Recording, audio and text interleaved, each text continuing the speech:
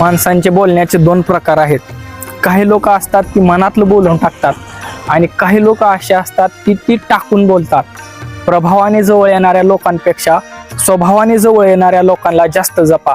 आयुष्यात कधीच पश्चाताप होणार नाही. कारण एक कवी सांगतो की जे शब्द आहेत ना, हे शब्द जर व्यवस्थित वापरले तर आजारी पेशंट सुद्धा बरा होतो. आणि हे शब्दच असतात ते एखाद्या माणसाचं मन दुखवतात.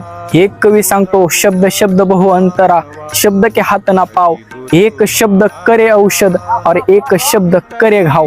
त्यामुळे हे शब्द जपून वापरता आले पाहिजेत आणि ही कला साधू संतांनी शिकवलेली आहे. त्यामुळं साधू संतांच्या ग्रंथांची आणि या महाराष्ट्रातल्या महान थोर विचारवंतांची, थोर महापुरुषांची आज विचाराची गरज आहे या महाराष्ट्राला.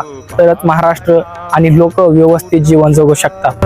मानवा तो धरी गुरु पाया, नाही तरी जन्म तुझा जाईल वाया, नाही तरी